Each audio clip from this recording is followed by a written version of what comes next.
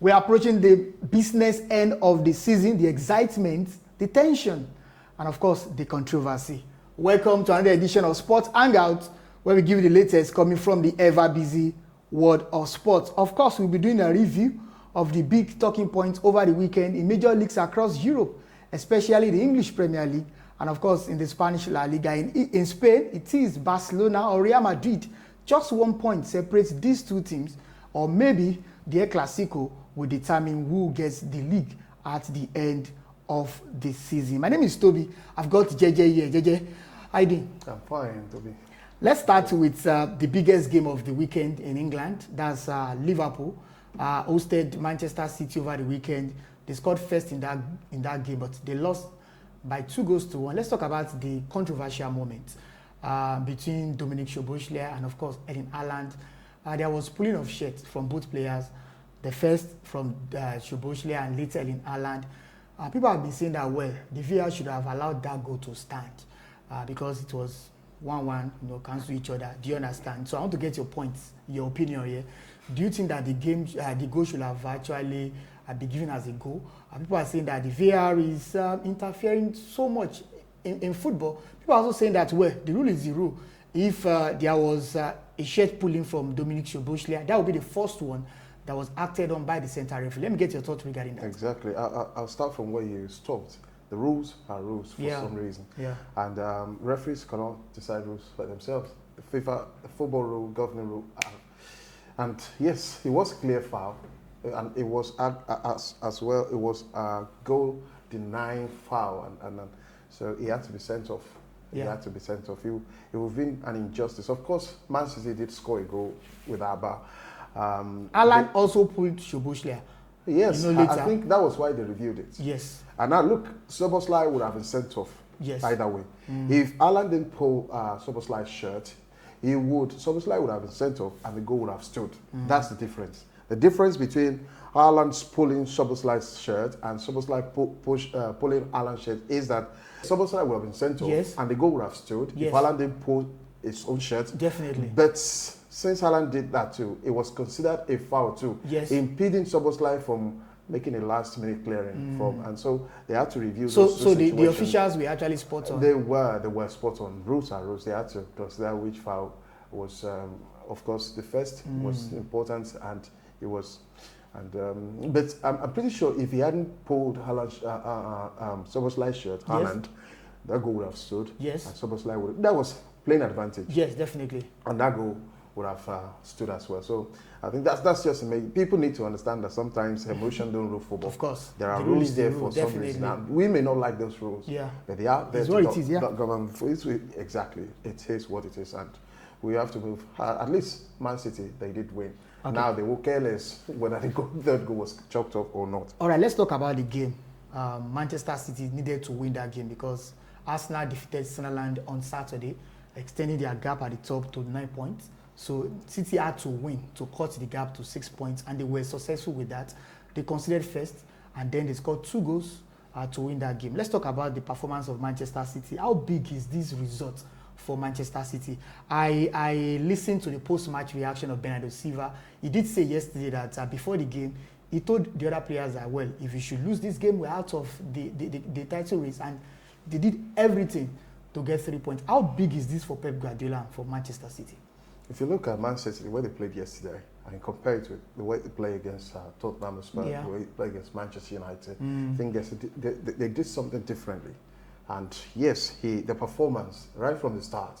Of course, the first half it was like more or less a poor performance from both. It was cagey in the first half. It was cagey.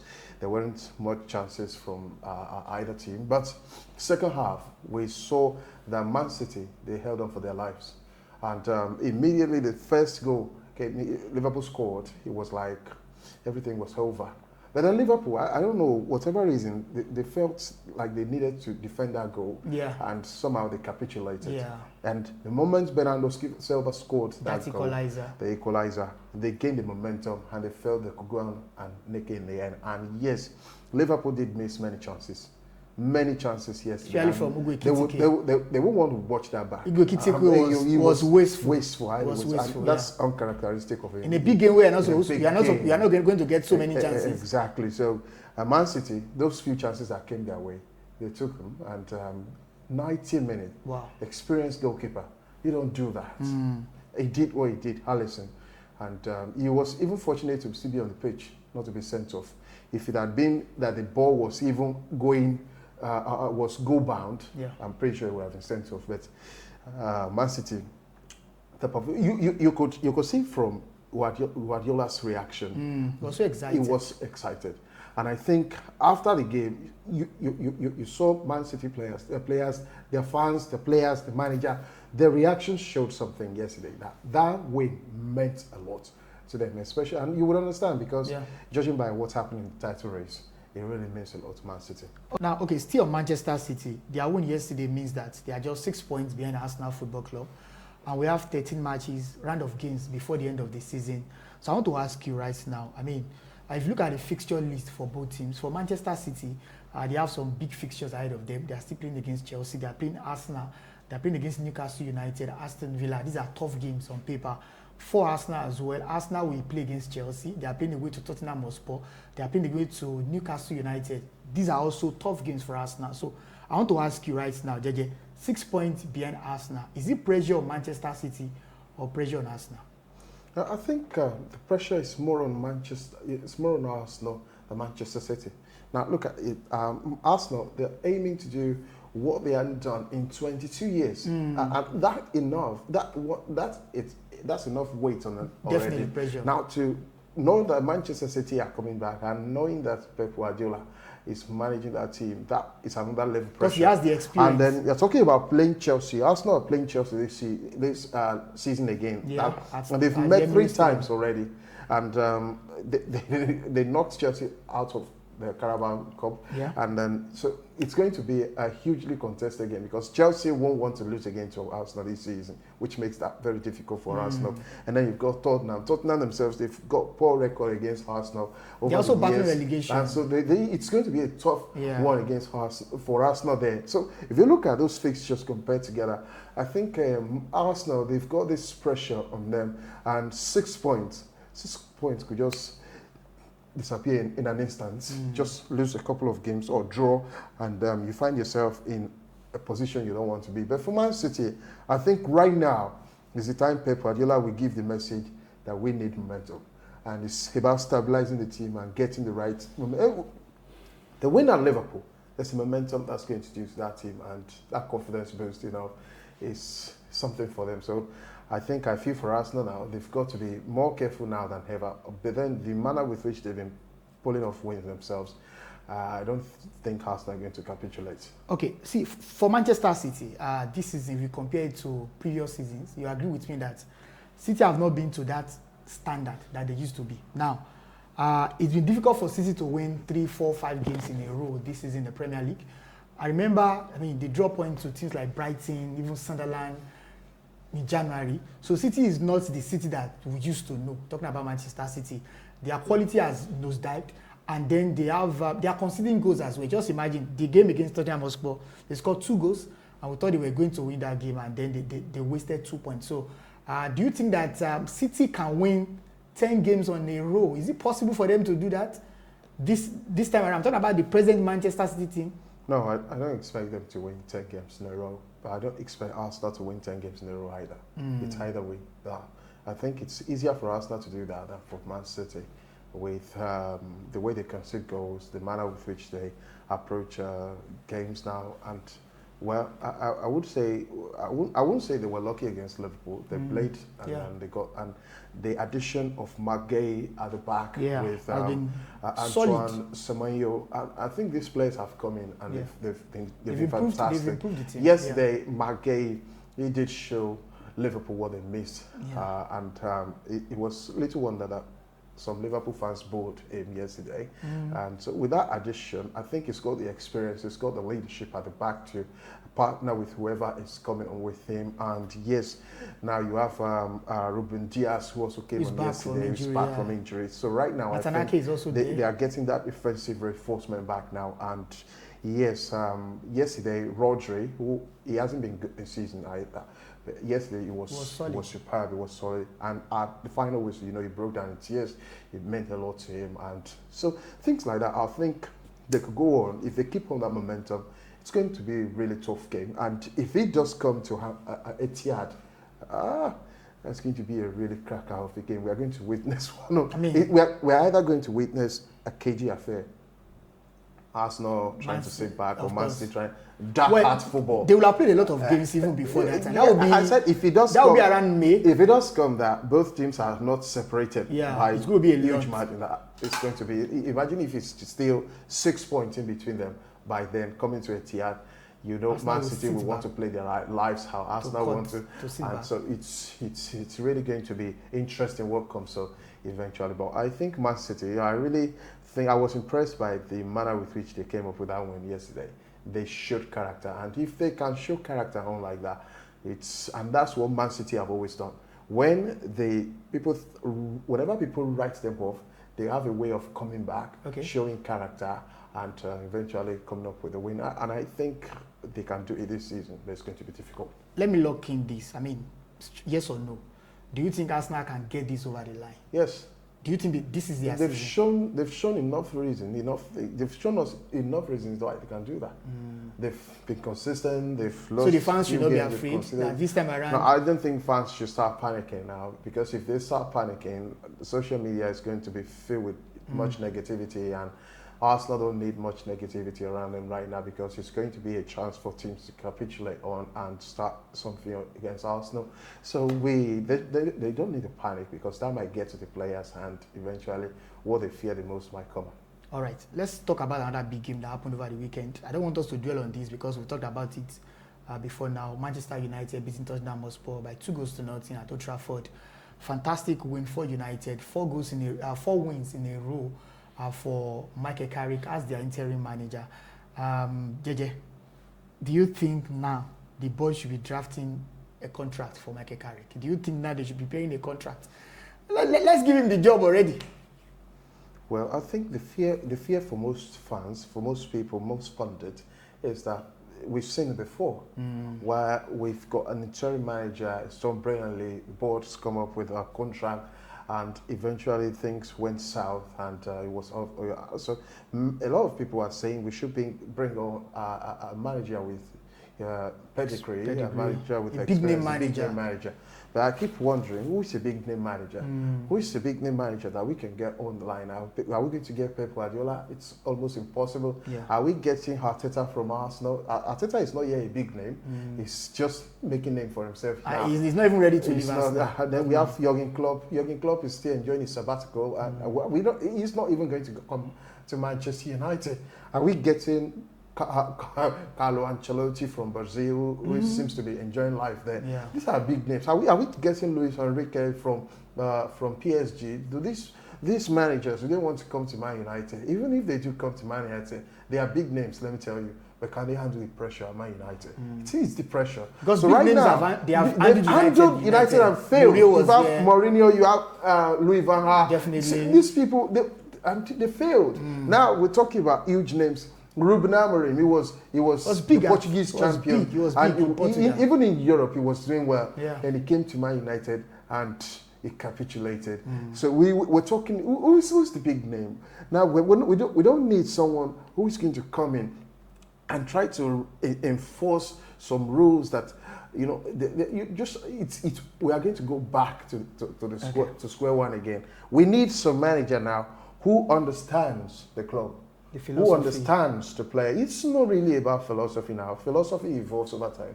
We move over time. And now we need someone who can stabilize things at Manchester United. Yeah. And I think these players are comfortable when things are stable. When the environment is positive, there's no toxicity from the manager, from the fans. And you go on the internet now, you understand that Man United fans, Man United board, everyone seems to be happy 4 wins in a row, and it seems like that a guy who is on a 5-win streak to cut his hair is going to outdo that now, because each game fills you with positivity. Yeah. You'll think that Manchester United, even if you score them, if you score a goal against us in like the 90th minute, it does feel like we're going to get one back again. So that sort of thing, we don't need to kill that momentum. And I've always said that the reason Solskjaer failed at Manchester United was because we wanted the marquee names. The players he wanted, most of the players he wanted, I tell you, Toby, they weren't good for him. We went after Ronaldo, who was 36, for Edison Cavani, who was 35, and then these 2 players. And Ronaldo, he was a right player, but at the wrong time for Manchester United. So those sort of things were the reasons Solskjaer failed. Solskjaer was the first manager after Sir Alex Ferguson. Of course, I think after Mourinho to get us finished second on the late after Man City, and he played brilliant football. We scored most goals after. He was the manager with most goals after Sir Alex Ferguson. We were playing fantastic football, but he had no firepower eventually, and that cost us. Sometimes fatigue, this thing sets in, and players have to. But even when we have the squad balance, which I think if the board can guarantee Michael Carrick, I tell you, and the tactics, the tactics. It has evolved a bit from what we had under Ole Gunnar Solskjaer. The way Carrick addresses his team, the way he pilots his team, he coaches his team. You see, they're a well-coached team. And with Steve Holland coming on board, I think we've got an assistant coach who understands the game and who is drilling this team well. And we see the evolution of what they do in training on the football pitch. And so I think Michael Carrick, if the board can guarantee that they will support him, he's done enough to convince us that he's a skilled manager. I mean, JJ is so passionate, but this is not a Man United interview, so let's move on. Let's move on. Let's talk about that team. Chelsea, over the weekend. Everything always comes down to Man United. Chelsea won their game over the weekend, and of course, Arsenal. Let's talk about Arsenal. Their game against Sunderland. Sunderland came with a game plan, low block. Then Zubimendi, his 5th Premier League goal for Arsenal. And then Victor Gyökeres. Let's talk about Victor Gyökeres in a bit. Gyökeres started the season struggling, but right now he's scoring goals for Arsenal. He has scored 13 goals for Arsenal in all competitions, and he has 2 assists already. Do you think that if Arsenal will win the league, Gyökeres will be important, because this is the business end of the season? And do you think he has hit top form at the right time? Understand that. You know, the famous saying is, you attack wins you games, defense wins titles. Arsenal they've got the defense, they've got the attack, and Victor Gyökeres is scoring. In fact, he's beginning to bang in the goals at the right time for Arsenal. But before he started scoring the goals, to Arsenal were a free-flowing team. They were scoring goals, and the way whenever he was in the team, he has a different way of approaching games, and Arsenal have a different way of setting up whenever he's with. And so it's been instrumental to Arsenal, I tell you. And if he keeps on scoring goals like this, it's going to be difficult for Man City to really say they can challenge Arsenal. And so, well, I think now he's getting more chances. Yeah, they are creating chances. He's getting the opportunity. And that's what happens when you play consistently with he has the confidence right now. He has I think Kai Havertz has unlocked him. Kai Havertz, they're not playing to his strength. They understand him better. So it's little wonder that he's scoring goals there, because when you can't do little as a striker if you're not getting fed. And I think you look at Man United a couple of seasons past, that's been the bane with most of our strikers, not getting ball. But now the strikers are getting the ball, and it's like so when you're a striker, you want to be fed, you want to have the chances, and so now it's even converting half chances. Look at the goal he scored against Sunderland. The first goal he scored against Sunderland, that was a half chance, and he fought well for the ball, and that's what you want with your striker. Someone who sometimes who can be rugged enough to know when and how to be in good position to get balls in. So Arsenal is getting value for their money. They are getting value for the money gradually. He came with a big profile from Sporting CP. The same club from Ruben. I don't know what. I mean, sometimes we bring this guy. Look, let's talk about Portuguese players that you get from Portugal. Let's quickly leave the Premier League and let's talk about the Spanish La Liga.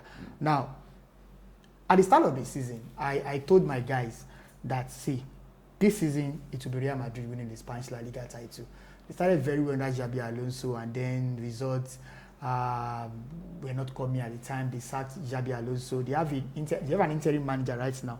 But if you check the La Liga table, just 1 point separates Barcelona and Real Madrid And it's like, if Barcelona wins, Real Madrid will also win. Like, Real Madrid, they want to make it just 1 point. The El Clasico part 3 or part 4, that's the second leg of the Spanish La Liga, I think will come up later in April or May. Do you think the El Clasico is the match that will determine who gets the league? Because it's like, no other club can beat either Barcelona or Real Madrid in the Spanish La Liga right now. If you just get to the El Clasico as title decider, you can as well hand it over to Barcelona. Madrid are not going to beat Barcelona. But they defeated them in the first leg. Real Madrid won the first leg. Look at the performance since then. It doesn't matter. The result is what matters. Anyway. The performance, Real Madrid's performance this season, even after sacking Xabi Alonso, it's been really terrible. It's been poor. They just, I tell people, they come up with individual brilliance. That's what they've been feeding. But it's working. They are winning. It's working, but it won't work against Barcelona. I mean, the win over the weekend was just their seventh win in a row. They beat Barcelona in a game. They beat Barcelona once in like 4 games. Yeah. Like last season, it was horrible for them. Yeah. This season again, they've been beaten by Barcelona. The final day. And I tell you, if it does get to El Clasico again, you can as well hand it over to Barcelona. And Barcelona, I don't see them losing because now they are a collective. That team is a collective, and you can be sure that they will score goals. They will come up with wins. They don't grind wins. They win. Of course, they don't do really well in Europe, but in La Liga, you can trust that they understand a thing or two about playing in that league. And if it does come to El Clasico, unless Real Madrid improves in the performance, or Barcelona drop points, or Barcelona begins because just 1 point, it's just 1 point. It means that it's not if they fail to win a game, it's about dropping form. Okay. If Barcelona drop form and Madrid they improve on their performance, then you can say the El Clasico, yes, it's going to favor Real Madrid. But right now, on this level performance from the two teams, if Barcelona play Madrid 3 times this season again, they're going to beat Real Madrid those 3 times. On this performance, I tell you, they're going to be ripped apart. All right. I want to give me a short answer for this. Marcus Rashford. Now, he's a Barcelona, he's still a Manchester United player, but he wants to join Barcelona on a permanent deal. Do you think he has done enough to get that permanent move to Barcelona? Yes. And I think Barcelona are impressed by it. Yeah, they are impressed. I mean, so it's about finding a balance of how much they want to pay and if they can afford. I think they're talking about 30-35 million pounds. Right? And he's going to have to take a huge pay cut to be there, because I really don't think Manchester United need that guy right now. We don't need a guy that will come in. But it's needed at Barcelona. It's needed at Barcelona, where he's going to have to work his ass off to get to that team or to play for the team. So. All right, that's our review show. I mean, we have talked about what happened over the big talking points anyway. What happened over the weekend? Arsenal defeating Sunderland, Manchester City coming back from a goal down to beat Liverpool. Chelsea also managed to beat, did they manage? Of course, they defeated Wolverhampton Wanderers comprehensively. But of course, we also talk about the Spanish La Liga because it's becoming a tug of war between Barcelona and Real Madrid. Let's get your thoughts on in our comment section. Let's talk to us. Do you think that Arsenal will be able to get this over the line? Because Pep Guardiola, you know him, is closer to Mikel Arteta right now. He wants to win the Premier League title, at least to say a good bye-bye with Manchester City. Do you think that Arsenal will bottle it up again this season? Let's get your thoughts. And of course, we'll be happy to read from you. Until next time that we are going to meet, I remain Toby. And I'm JJ. Don't forget to subscribe and hit the notification bell. Thank you. Bye.